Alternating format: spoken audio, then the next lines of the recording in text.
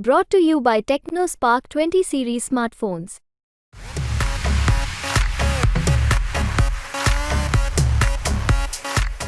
नमस्कार, मैं हूं पुनीत कपूर और एमपी तक पर आपका बहुत बहुत स्वागत है। इस वक्त हमारे साथ मौजूद हैं बालाघाट और सिवनी के मौजूदा लोकसभा सांसद डॉक्टर ढाल सिंह बिसेन जी। हालांकि डॉक्टर साहब का टिकट भारतीय जनता पार्टी ने काट दिया है। इनका टिकट काटकर डॉक्टर भारती पारधी को यहां से टिकट दिया गया बालाघाट लोकसभा से। जी डॉक्टर साहब, बहुत बहुत स्वागत है आपका। बताइए सबसे पहले ये बताइए कि कैसे रहे 5 साल आपका, ये किस तरह से देखते हैं आप? देखिए, मैं अपने कार्यकाल से संतुष्ट हूँ।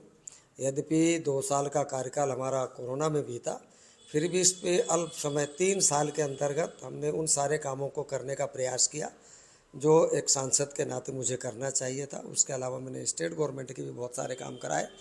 आपको मालूम है, आप खुद सिवनी से हैं, हमारा 10 वर्ष से अटका पड़ा था 4 लेन का मामला, जो जैसे ही सांसद बनने के बाद उसकी फॉरेस्ट की सारी अनुमतियाँ कंप्लीट करा के और 2 साल के अंदर 2022 में बना के दिया, जो एशिया का सबसे पहला साउंड प्रूफ हमारा वो रोड है। एक बड़ी उपलब्धि मोदी जी के कारण से सब संभव हुआ, गडकरी जी के कारण संभव हो पाया। दूसरा, आपको मालूम है कि रेल पे जिस तरह का पैसा मिलता था, आप जानते 20 करोड़ मिलता था, तो आप ही लोग कहते थे कि इस गति से तो सिवनी में रेल 30 साल नहीं आएगी। बजट में भरपूर पैसा उपलब्ध करा के और सिवनी की बड़ी रेल लाइन बना के और उसको भी 2023 में हमने संचालित करवा दिया।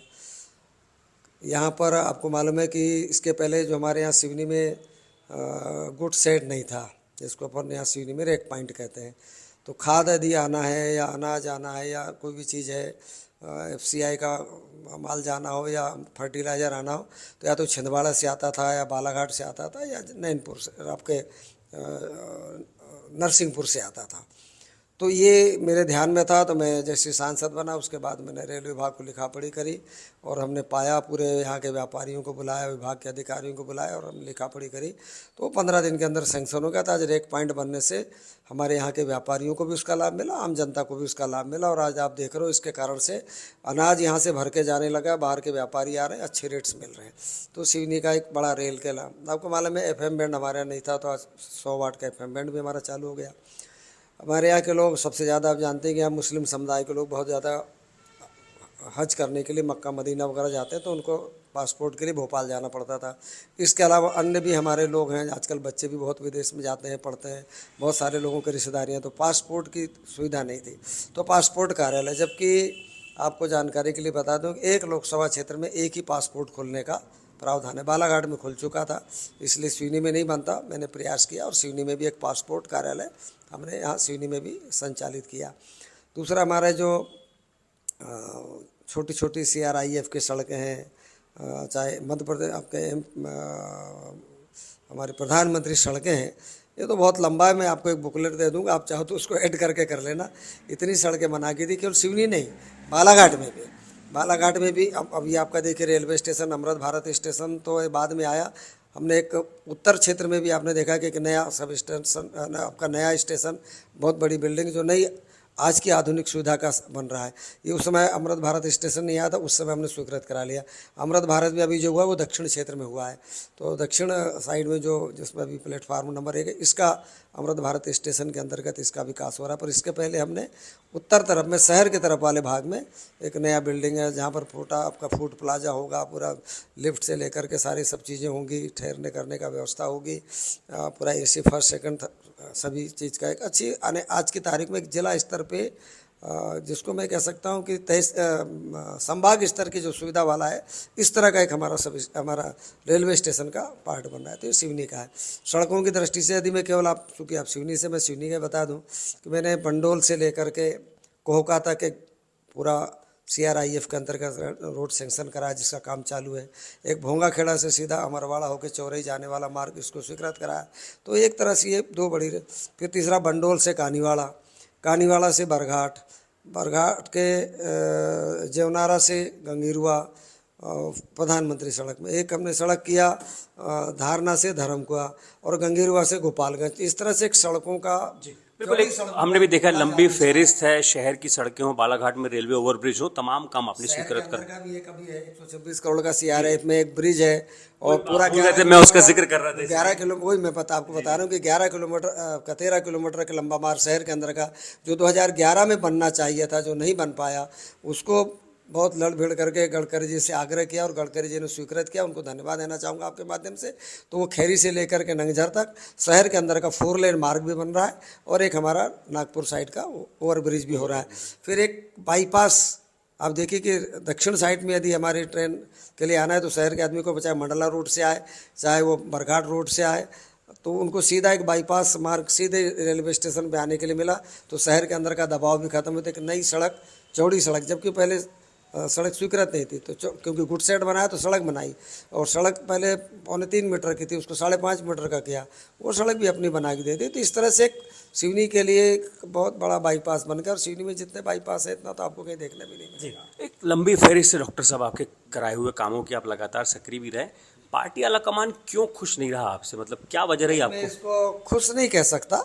पार्टी ने, और आप सबको मालूम है कि हमने इस लोकसभा में बड़े बड़े निर्णय लिए, मोदी जी के कार्यकाल में संभव हुआ। आपने देखा कि 370 समाप्त हुआ, जिसके लिए हमारी भारतीय जनता पार्टी जानी जाती बनी। राम मंदिर का मुद्दा इसमें निकल गया, 3 तलाक निकल के आया, 35 से समाप्त हुआ। हमारी विरासत है उसके ऊपर में सारे काम चाहिए। एक आस्था का मंदिर भी, उसके ऊपर भी हमने पुरातत्व विभाग से 50 लाख रुपए सैंक्शन किया प्रारंभ। तो हमने बरघाट विधानसभा में एक आस्था का काली जी का मंदिर है, वहाँ भी पैसा, तो पुरातत्व में भी उसका काम प्रारंभ किया। इसी तरह से स्वीकृति लगभग हमारी बालाघाट जिले के लांजी विधानसभा में कोटेश्वर धाम शिव जी का बड़ा पुरातत्व का मंदिर है, उसके लिए भी कराया। तो सिवनी के मैं अब यदि बात कर रहा हूँ तो ये इतने काम कराई, इसलिए ये नहीं कह सकता। एक नारी शक्ति बंधन अधिनियम हमने पारित किया, CA पारित किया, तो नारी शक्ति बंधन अधिनियम पारित किया और वहाँ एक आ गया कि भाई हम ये आरक्षण 2029 से स्टार्ट करें, क्योंकि जब तक डिलिमिटेशन नहीं होगा महिलाओं के लिए कौन सी सीट आरक्षित होगी नहीं होगी। तो एक हमारे पार्टी में एक आंतरिक व्यवस्था है कि महिलाओं को टिकट देंगे, तो उसके अंतर्गत लगभग 9 महिलाओं को देते तो 30% हो जाता। तो फिर भी पार्टी ने 6 महिलाओं को दिया। उसी के अंतर्गत आप भी जानते हैं कि बालाघाट में सर्वाधिक महिलाओं का संख्या है, 12,000 वोट, मतदाता ज़्यादा हैं।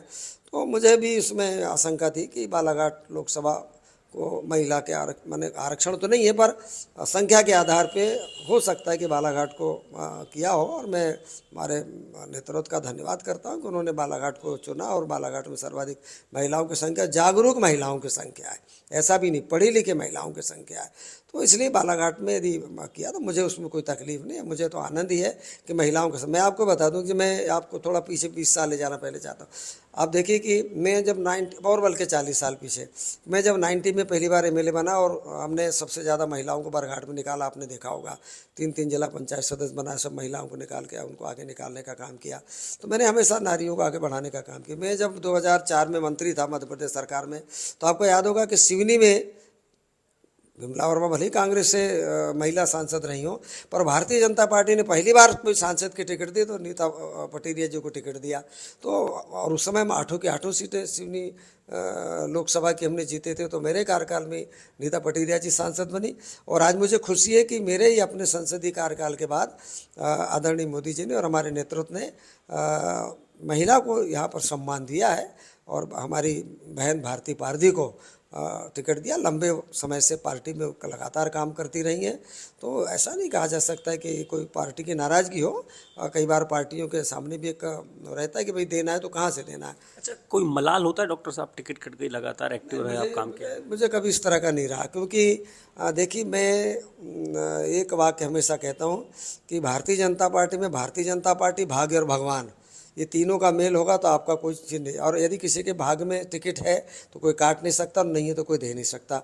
और मैं तो ईश्वरवादी व्यक्ति हूँ, कर्म तो अपनी जगह करता हूँ। मैं जानता हूँ यदि मेरे भाग में नहीं है तो नहीं मिलेगा और भाग में होगा तो मिलेगा। आप देखिए मैंने कोई 2018 में टिकट मांगी नहीं थी, मुझे लोकसभा का टिकट दिया, तो देने वाले यही मोदी जी थे, देने वाली यही भाजपा थी।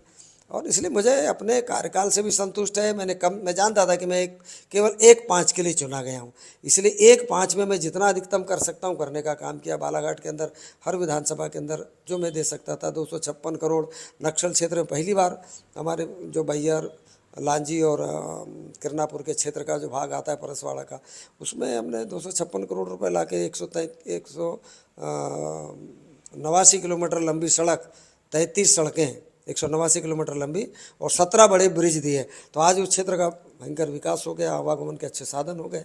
तो इस तरह वहाँ डॉक्टर साहब, पार्टी आलाकमान ने कोशिश की आपसे बात करने की कि आपका टिकट कट रहा है, किसी ने ऊपर से आपसे प्रदेश नेतृत्व ने या राष्ट्रीय नेतृत्व ने बात किया हो? नहीं, मुझे उसके पहले मैं इसमें कहना चाहूँगा कि जब होल्ड हुआ, मैंने कभी अपना प्रयास नहीं किया कि मुझे दोबारा टिकट दिया जाए। मैं सही बताऊँ आपको, मैंने कहा कि भाई पार्टी है, हमारा निर्णय करती है। हमारे पार्टी में कहा जाता है यदि हम आपको जानते हैं तो आप हमको अपना रिज्यूम भी दोगे और बार बार बताओगे तो उसका कोई मतलब नहीं, और नहीं जानते तो बता के क्या करोगे। तो मैं जानता हूँ, मैं पार्टी में मुझे आज तक 7 बार टिकट बिना मांगे मिली है। कभी मैं मांगने नहीं गया, कभी कहने नहीं गया, कभी गिड़गिड़ाने नहीं गया। पार्टी ने मुझे हमेशा टिकट दिया है।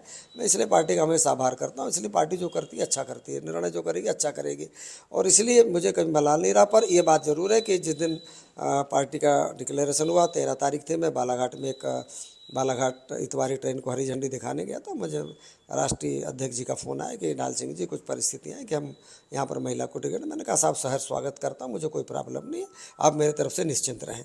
तो मेरे मन में कभी भाव रहता नहीं, क्योंकि पार्टी ने मुझे इतना दिया है साहब। मुझे माने बताइए, 90 से लेके लगातार 4 बार टिकट दिया, 6 बार टिकट दिया, विधानसभा का 4 बार जीता। परिसीमन के बाद मुझे दूसरी जगह भेज दिया तो भी 15 दिन के टिकट में मैं 4000 से पीछे रह गया। मुझे कहने में कोई संकोच नहीं, परिस्थितियां जो भी रही मैं पीछे रहा उन क्षेत्रों में। 7वीं बार मुझे लोकसभा का टिकट दिया। और डॉक्टर साहब, एक सवाल और, मेरे मन में कभी इस तरह का भाव नहीं रहता, और जो होता है अच्छा होता है, जो हुआ है वो भी अच्छा होगा, जो होगा वो भी अच्छा होगा। एक चीज़ कही जाती है, कहीं ना कहीं एक गुटबाजी रही है, क्योंकि गौरीशंकर बिसेन चाह रहे थे कि उनकी बेटी को टिकट मिले, विष्णुदत्त शर्मा वैभव पवार के लिए लगे हुए थे, आपकी टिकट अपनी जगह थी, तो तीनों के बीच में जो चौथे बाजी मार के ले गए प्रहलाद पटेल की पसंद के तौर पर कहा जा रहा। तो क्या कुछ ऐसा कुछ था? गौरीशंकर बिसेन आपसे नाराज़ बताए जा रहे थे? नहीं, गौरीशंकर बिसेन जी नाराज रहे ना रहे, मैंने फिर कहा ना कि हमारा निर्णय पार्टी करती है। पिछले बार भी बहुत सारा द्वंद्व था तो मुझे मिल गया था, अब ऐसा मान के चलो। अब इस बार मान लो कोई मेरे भाग में नहीं रहा होगा, इसलिए नहीं। मैं तो मान के चल रहा था कि शायद मैंने जितना काम किया हूँ, और पब्लिक का भी एक डिमांड था कि नहीं, एक बार रिपीट करना चाहिए। पर मैं मान के चलता था कि भाई मैं तो एक बार 5 के लिए चुना गया हूँ, अगले बार जो पार्टी निर्णय करे। मैं इसलिए कहीं कहने नहीं गया कि साहब मुझे आप टिकट दें। अब क्या भूमिका रहेगी डॉक्टर साहब आपकी आगे? पार्टी जो कहेगी, पार्टी का आदेश। क्योंकि मुझे जितना पद, प्रतिष्ठा, यश, वैभव, मान, सम्मान जो भी मिला है मुझे भाजपा से मिला है, इसलिए मुझे भाजपा का मैं हमेशा सम्मान करता हूँ। भाजपा के कारण ही मेरी ये परिस्थिति है। नहीं तो मैं एक छोटे से गांव का रहने वाला डॉक्टर आदमी, 75 से 90 तक मैंने प्रैक्टिस किया, तब भी पार्टी ने मुझे मंडल उपाध्यक्ष से लेकर मंडल अध्यक्ष से बना करके सारा काम किया। वित्त आयोग का अध्यक्ष बना, मुझे 4 बार MLA बना। मैं वन, परिवहन, खनिज मंत्री रहा, स्कूल शिक्षा, जेल मंत्री रहा, और उतने अल्प समय में मैंने मध्य प्रदेश सरकार में, तब भी आपको मालूम है, आप बहुत छोटे थे तो आपको ही पता है कि उस समय पर मैंने हर विभाग में एक अपनी छाप छोड़ी है, जिसका आज तक भी पालन हो रहा है। चाहे वो बेटी बचाओ तो हम आज कह रहे हैं, पर हमने तो बेटियों के लिए सबसे पहले साइकिल देने की योजना मैंने बनाई थी। पूरे मध्य प्रदेश में नकल समाप्त करने की, मेरे टाइम पे नकल समाप्त होगी, उसके बाद कभी आपको नकल के प्रकरण देखते नहीं आते होंगे। हमने तेंदुपत्ता की नीति का परिवर्तन किया, जहाँ 1 करोड़ का प्रॉफिट 2003 तक नहीं होता था, आज 1200 करोड़ का प्रॉफिट आ रहा है। तो मैंने एक नीतियाँ बना के मध्य प्रदेश का खजाना भरने का काम किया था। तो मैंने हमेशा, पार्टी ने मुझे जब इतना दिया तो मैं हमेशा पार्टी और सरकार का मैंने काम किया है, हमेशा जनता के लिए काम किया है। तो इसलिए मैं अपने आप में संतुष्ट हूँ, पार्टी से संतुष्ट हूँ, पब्लिक से संतुष्ट हूँ, अपने सहयोगियों से संतुष्ट हूँ। मुझे किसी भी तरह का एक नए पैसे का मलाल नहीं है। अभी भी आप मेरे बॉडी लैंग्वेज से समझ सकते हैं। पार्टी मैं तो जैसे भारतीय पार्टी की टिकट हुई, दूसरे दिन मैं सुबह आष्टा के मंदिर से उनका कार्यक्रम को लेकर हमने स्टार्ट किया। आष्टा का बरघाट में आता है, मैं पहले जहाँ बरघाट से विधायक होता था, मेरे गाँव के पास है, वहाँ से पूजन अर्चन करा के हमने उनका प्रचार प्रारंभ कर दिया। पूरे टाइम में उस दिन 14 तारीख पूरे दिन भर उनके साथ रहा। मैंने आष्टा में कार्यक्रम किया, फिर उसके बाद कटंगी में किया, फिर वाराणसी में किया, फिर हमने बालाघाट में किया, फिर बाके बरघाट विधानसभा के क्षेत्र में कार्यक्रम किया। और अभी भी आज मैं कार्यकर्ताओं को हमेशा समझाइश देता हूँ कि भारतीय जनता पार्टी कि वो हम जाबाज कार्यकर्ता होंगे जो आदरणीय मोदी जी के नेतृत्व में एक इतिहास जब लिखा जाएगा तो उसमें हम लोगों का भी कहीं ना कहीं उल्लेख होगा कि हम वो भारतीय जनता पार्टी के कार्यकर्ता हैं जिन्होंने देश के उस स्वर्णिम भारत बनाने में, सक्षम सशक्त भारत बनाने में, 2047 का आत्मनिर्भर भारत बनाने में एक भारतीय जनता पार्टी के कार्यकर्ता होने के नाते अपनी अहम भूमिका निभाई। ये कहीं ना कहीं ये गौरव हमको भारतीय जनता पार्टी के कार्यकर्ता होने के नाते है और आने वाला समय भी कहीं ना कहीं इसी बात में हमको याद करेगा। बहुत बहुत शुक्रिया डॉक्टर साहब से बात करने के लिए। तो भारतीय जनता पार्टी लगातार चुनावी राजनीति में अपने प्रयोग के लिए जानी जाती है और बालाघाट सिवनी लोकसभा में पार्टी का एक अलग ही किस्म का प्रयोग चल रहा है। साल 1998 से ही ये सीट लगातार भारतीय जनता पार्टी के कब्जे में है, लेकिन तब से लेकर आज तक कोई भी पार्टी का सांसद दोबारा टिकट नहीं पा पाया है। हर बार यहाँ पर हर बदलते चुनाव के साथ उम्मीदवार बदल जाता है, लेकिन सांसद भारतीय जनता पार्टी का ही चुना जाता है। मध्य प्रदेश से जुड़ी दूसरी तमाम खबरों के लिए आप देखते रहिए MP तक।